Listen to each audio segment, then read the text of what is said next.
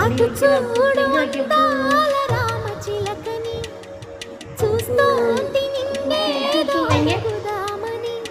నీ పలుకు తనకి ఇటు చూడు